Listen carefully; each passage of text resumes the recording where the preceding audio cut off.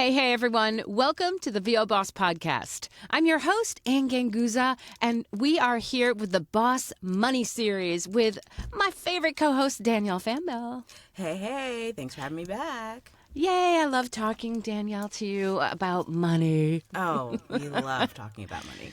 Money. Speaking of course, money, because that's what we're going to talk about. I had a new client this week, or a potential new client, contact me, and it was for an e-learning gig. And I went through, for me, because that's non-broadcast, I typically go through send me the specs and how long and, when would you need it by and how will this be distributed? Sure. All the typical questions. Mm-hmm. And one of the first questions I always ask is, do you have a budget? So, because I want to make sure that I can kind of figure out where my negotiations go. Because if they have a budget, I can at least have a number that I can start with, and then I can say yes or no. Or I can negotiate to an offer that I feel is going to be worth it for the job. Mm-hmm. And so they came in and their budget was just a little bit low. I mean, too low for me. It was a big project, and I was like, oof, this is going to really, I have a certain scale that I, try to stick to. Sure. And hey, I love, just like the next guy, I love getting new clients. But sometimes when in dealing with the clients, you kind of know if they're going to always have a low budget or they're maybe not seeing the value of what you're worth. And so I typically, regrettably, we could not come to an agreement. Mm-hmm. And so I had to kind of let them down. And I thought it would be a really good time to talk about how do we do that in our businesses while maintaining grace and also not burning any bridges. Yeah, no, that's a really good question. And it's something that comes up a lot in business, especially in our business, because there isn't always a set rate. There is sort of a guide or a rate range that might work for, standard non-broadcast or non-union work. And, typically we like to talk about the GVAA rate guide for that. But then there's also our rate, and we as VO bosses get to set our own standards and our own rates. But everyone's rate may not be your rate or your minimum. So you really do need to figure out how you can convey that with grace. Be flexible if you can be. But sometimes, a low ball offer is just a little too low, and it's not worth it to continue to move forward with that rate with that client. And one thing I always like to remind myself is no is a complete sentence. You don't necessarily need to explain yourself or go lower for a rate just to please and appease someone else. And so I think, you have to start with knowing what is your rate and what is your minimum. What is your, Maria Pendolino says, what is your pick up the mic fee? Yeah. What is the thing that would just get you out of bed, into the booth, pressing record and moving forward? What is the bare minimum? And knowing what that is before even going into the conversation is really helpful. Gosh, there's so much that you said in those few minutes that I didn't even know. It was just that was like a wealth of things. And I had all these things that we can talk about to unravel here. And one that sticks out to me is the fact that, number one, no is a complete sentence. Yeah. And you don't have to explain. I think in the beginning, I remember when I was like, oh, God, should I take the job? I mean, it's really low and I need it. A lot of people are in that desperation, I need a job. And so I'll just take it no matter what they offer. And so you've got this battle, I think, in your head going on about, should I, all right, so should I take this? Is it too low?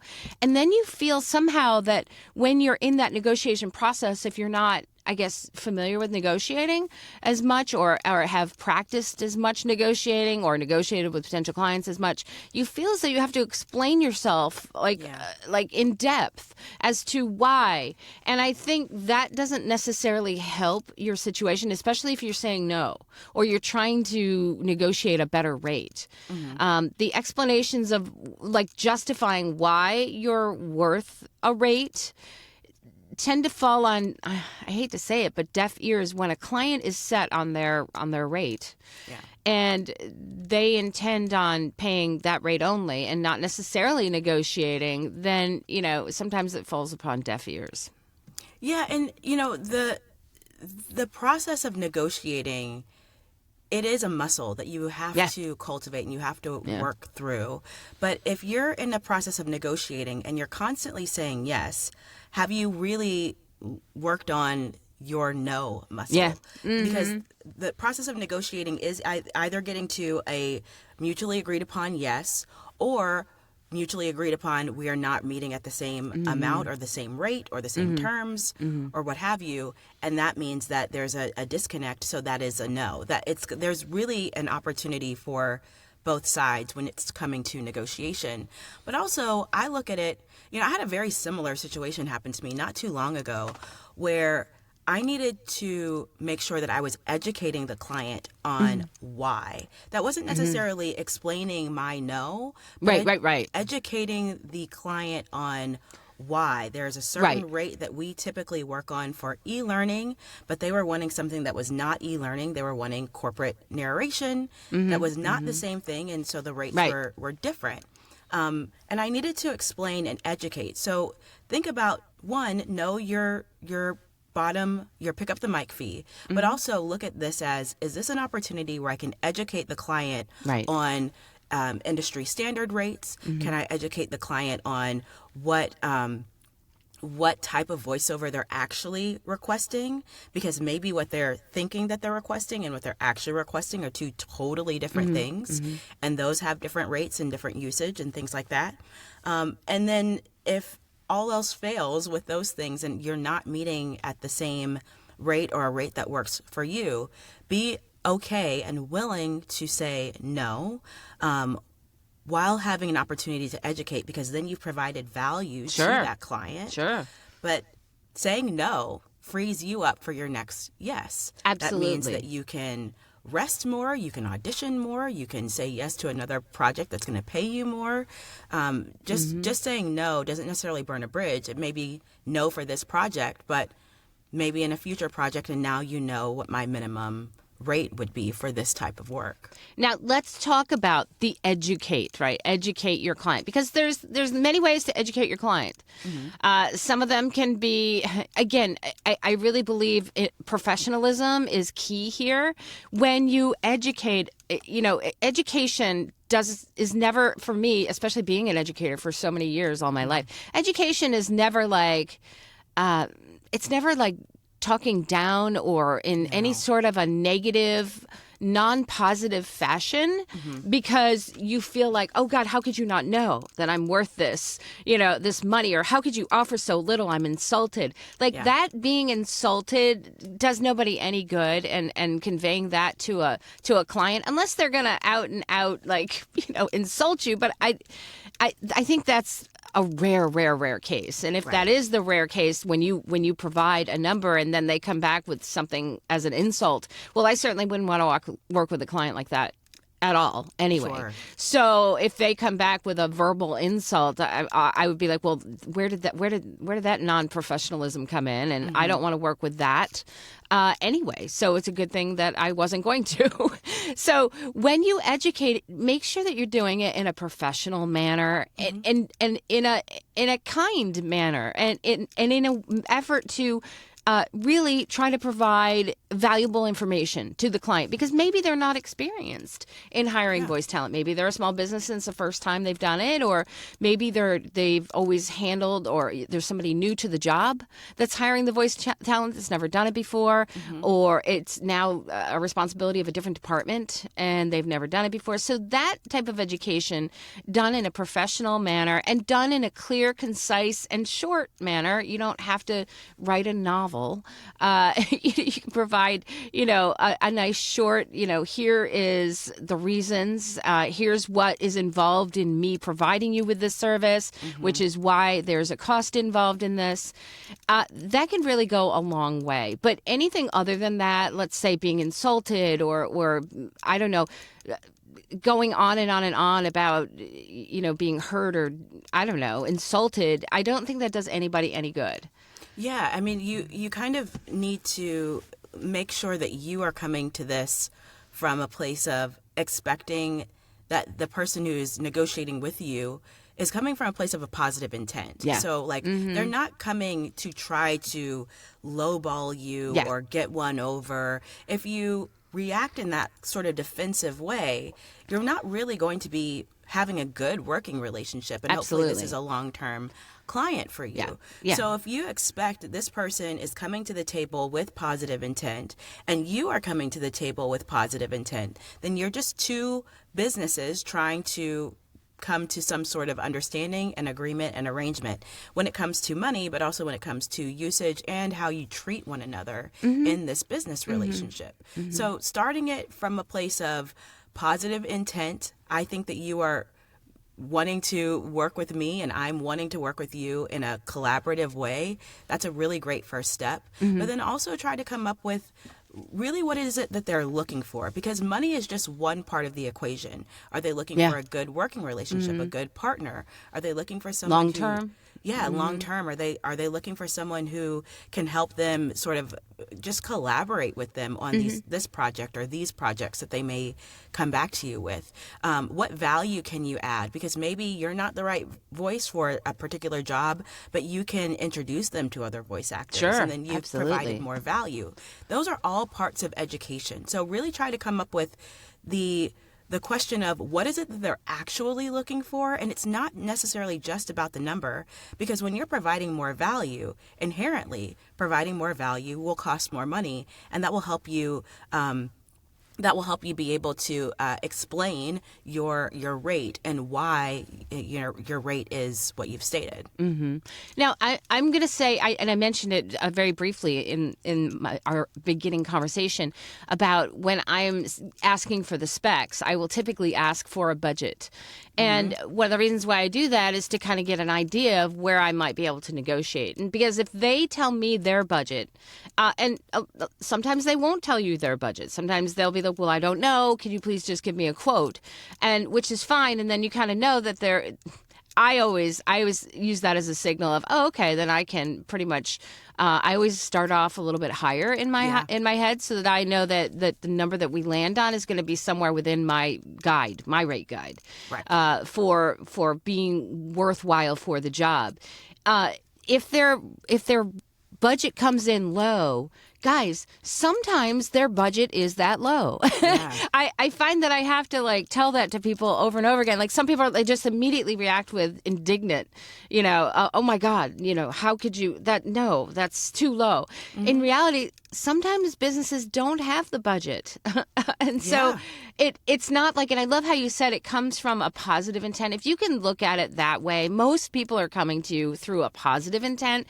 I don't think, there's so many scary stories, I think, out there on the internet about people trying to, steal our voices and lowball our, that's the stuff that we read about in the forums, because that's the stuff that is, I don't know, interesting to post maybe. Yeah. The fact that I got a job and I got paid what I was worth, I don't post that because that happens, right? Like time, it would be, it happens all the time. And so we're not always posting that. So what happens if you're new to the industry and you're reading all these horror stories online, you might come to think that maybe most clients are out to get you. But in reality, that's not the case. And if you approach it as if it is, then I don't know if that's going to be conducive for you to be growing your business. And developing good relationships with clients, because I think that that's really important. So know that when they come in with a budget and it's a low number, right, your response to that, what would your response to that be, Danielle? Initial response. Here's my budget, and then you say, "Ooh, okay." How would you respond back? Would you email them back? Do you call them? What is your method of communication? My primary method of communication is typically via email. I do have the occasional client that will call, and we'll talk on the phone. Yeah, it's becoming less and less these days. Yes, but one of the things, and I learned this from Brad Highland actually, who is an amazing negotiator and just a wonderful human being. He is.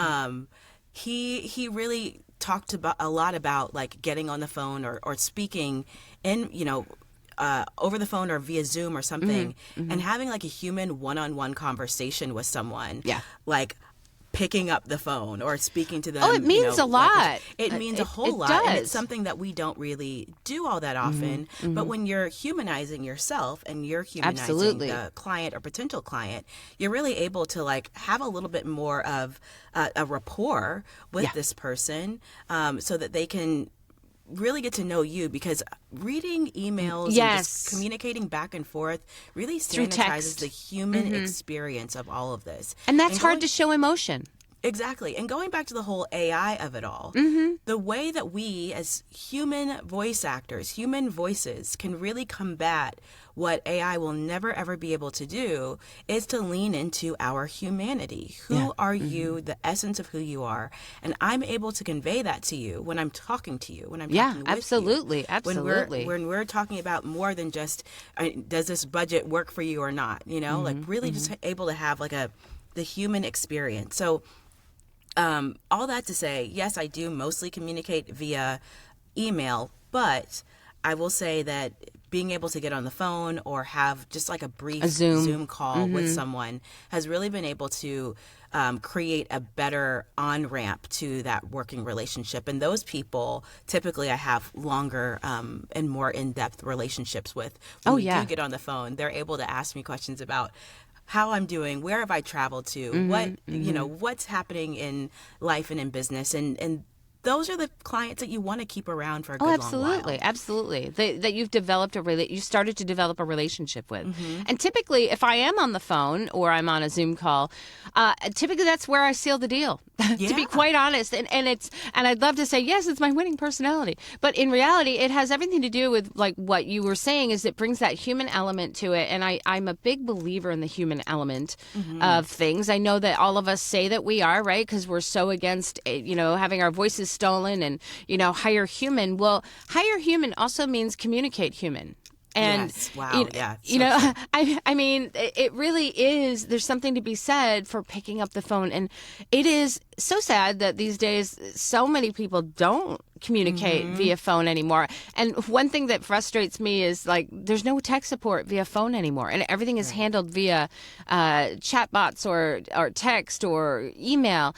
And that is it is a way of communicating, but it is a hard way to not read things differently than maybe are intended. And especially when you're in a negotiation process and you're feeling insulted when somebody says my budget is $400, right? And you're like, wow, this is worth $2,000 or $2,500 or $20,000, whatever that is. When they say my budget is $400 and they don't say anything after that, there's a whole lot of subtext, guys, for that. There's lots of reasons why maybe they're only saying one tiny little sentence. Maybe they have 20 other projects that they're working on.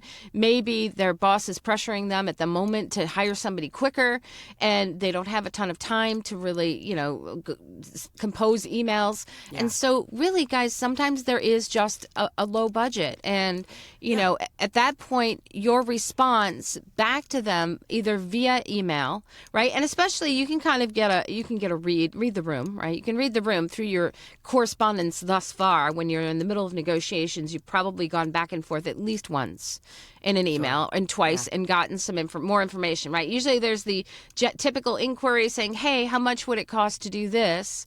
And then I'll write back and say, oh, hi, it's so nice to meet you. I'd be thrilled to work with you, if you could give me some more details. And then I'll ask the questions, and then I'll wait. And I'll always ask for the actual script if they have it, because it makes it for a more accurate quote. I'll always ask them, I say, can you please send as close to the final script as possible, because that will ensure a more accurate quote from me. And so once I get that, then I know I go to my rate guide, my own rate guide. I know where I want to be. I've had a little bit of exposure to the client. I know I can get a feel for what they're like to deal with, right? Are they busy? Are they, I don't know, do they seem short? Do they seem, rude? What is it? What is the relationship that we're starting to build here? Yeah. And then again, I can respond back and say, typically for this type of a job, this is how I would kind of start something that would allow me to maybe say no with grace, or to kind of dip my toe in the water to see if they can budge on that budget. Would be like, okay, so according to the script that you sent me, that would require, about, let's say, 45 minutes of finished audio after recording and editing. And so typically my rate for these types of jobs is this particular rate. And I might go back and make a little higher rate because, it's my rate guide. I can make a little higher rate for that. Yeah. And I can say my typical rate is this. However, because you're a new client and I would love to continue a relationship with you, I wouldn't have a problem, knocking it down to this price if that works for you. Is there any wiggle room in the budget? And that's kind of where I go with the next step. What about you, Danielle? Yeah, I'm very, very similar. I'll typically, if they come back with a lower budget than what I would typically quote, I would say something along the lines of, thank you for letting me know according to the information that you have provided, because I'll ask this, the same questions about usage and get as much information as I possibly can. Want to know the budget that they've provided. I will ask you have a budget or budget range that I should be aware of, because maybe there is sort of room in that way, and then I'll know. But if it's coming in lower, I'll typically say something not as specific. I'll usually say something like, I would typically quote higher, is there room in the budget for an increase? Or I would say, I typically would quote X number. Is there any room in the budget to increase it to meet this number or get closer to where I'm at? Because then that lets them know that I am willing, negotiable, and I'm willing to work it out. I also will say something like, I can be flexible within reason so that we can come upon an agreed number that works for the both of us. Something along those lines of letting them know that you are willing to play ball, but that your number is, in fact, higher than what they have proposed. Oh, yeah. Absolutely. And if they come back and say, no, this is my budget. This is my budget, then you have a couple options. You can say, okay, thank you so much. No is a complete sentence. Exactly. Thank you. But this is not meeting my minimum, or this number is not going to work for me. But I wish you the greatest success in finding the right voice talent for this project. Yeah. There's that. Or, okay, well, based on the budget that you have let me know, and based upon all of the information that you told me about this project, for the budget that you have proposed, I can do this. Maybe I can't do the whole script, but maybe I can be like one of your voices for this e-learning project or something like that. Sure. Or I'm not the right person for you, but maybe I can reach out to my network and see if anyone is willing to work in that number. But then I usually will let people know, hey, it's a number that was a little bit lower for me. Absolutely. But do your own due diligence, something along that line. But providing a little bit of value for the client so that they're not just like, oh, wow, angry, they're just blowing me off. Exactly, that they're not angry that you just blew them off. You can give people, you can say no and be firm, but be graceful. You can let people know that this is your minimum and this is your standard and this is what works for you. And be graceful with that and give them other options. And those other options may not be you.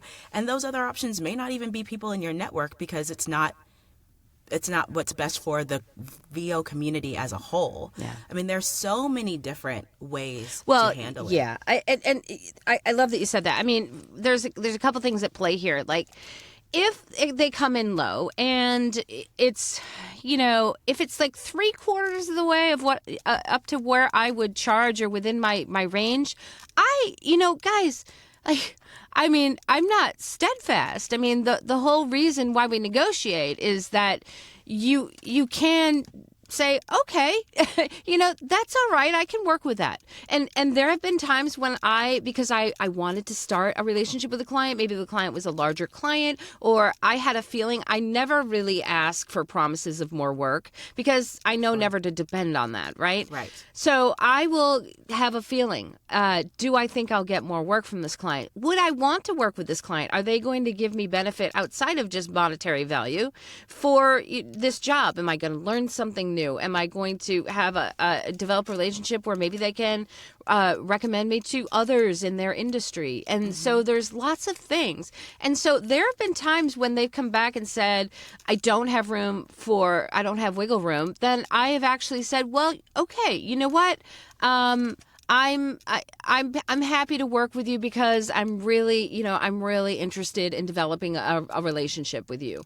And there you go. Now, one thing you have to understand is that once you've decided upon that rate, that's probably the rate that you will get for more jobs once they continue, because now that they've successfully negotiated you to a different rate. And if that rate doesn't fall within the GVA rate guides or the guidelines of the community. So there's your I know there's so many people, should I, shouldn't I, people make me feel bad because I might be, devaluing the whole of the industry. Now, only you can answer that question, right? If you take it, but you're the only one that has to know, to be quite honest. I mean, and I'm not going to give you a license to accept pennies for what you do, but you certainly don't have to report it to anybody what you're making. And so, I mean, it's only you know what's good for your business. And all I can say is that, try to do what feels good to you, because I still go back and forth with my Chanel. I know what I'm paying for. I know what I'm getting for this value. I know what I'm getting. So if you choose to set a number that's lower than you feel is your true value, then that is yours to deal with. Right? That's yours to deal with. However, and you don't need to report back to anybody. You don't need to tell anybody about it. And just do what makes you feel good, that proves your worth. And if you take a couple $100 less and you develop a good relationship, there's nothing wrong with that, because there's value in things other than monetary, what you're getting for that job. Sure. Yeah, and not every negotiation is always about the final dollar. I mean, yes, this is, the Money Talk series, and we are talking a lot about the money and what we're bringing in and what we're quoting and everything else. But sometimes having a steady recurring client, and sometimes the amount of the value that you're getting is not necessarily from the one job that you're getting. Exactly. It's from the fact that you are having ongoing work for a period of time that may actually end up being more valuable than you trying to get more money for that one job. Well, so that's something to consider too. Yeah, and the other thing that I wanted to point out that I love about what you said is that, offer them value, even though their budget is low and maybe you feel insulted. I mean, please just try to put your ego aside. That's really what, I don't think really business should be run with any sort of ego whatsoever. Try to provide value to that client, because they're going to remember that. It's going to make you memorable in their eyes. And more often than not, clients want to work with people that are decent people, right? And so if you could say, look, this is a little bit below my typical rate, but I'm happy to try to help find someone for you if you would like. If you went so far as to do that for them, right, I think they would be so grateful that they might reconsider. I mean, I've had that actually happen once where they're like, you know what? I was able to go back to my boss and get some more money. And they weren't actually able to come up completely to where I was at, but boy, they came close. And so they were so touched by the fact that I was willing to help them out, even though I wasn't the one that was going to take the job. And that is, again, do something that's delightful and surprising to a potential client, and it will repay you in kind. Absolutely. That's what I feel. I mean, just at the end of the day, especially when negotiating or having difficult conversations and potentially even getting to a no, just recognize that what's happening there are two businesses having the conversation.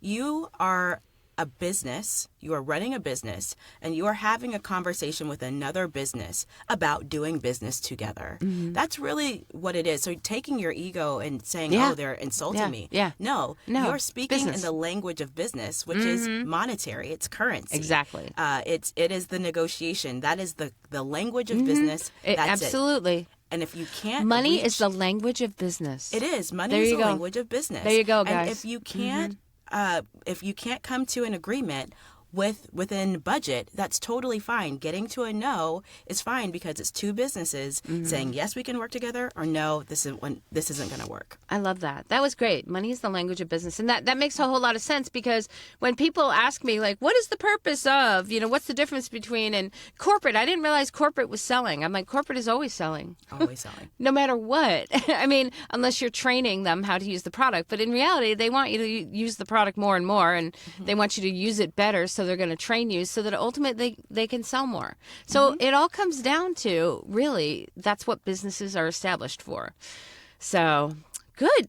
What a wonderful conversation, Danielle. Absolutely. I hope that it's helpful for you bosses out there. I know that when I started negotiating, and I was like, oh my gosh, how do I say no to this? I would panic. I remember I would panic. And guys, really, the power in saying no is an amazing thing. It will allow you to develop confidence, to move forward and grow your business. Yeah. So, and it frees you up to be able to do the things that you really want to do. Absolutely. Good stuff. All right. Big shout out to our sponsor, IPDTL. You too can connect and network like bosses, money bosses. Find out more at IPDTL.com. Guys, have an amazing week, and we will see you next week. Bye.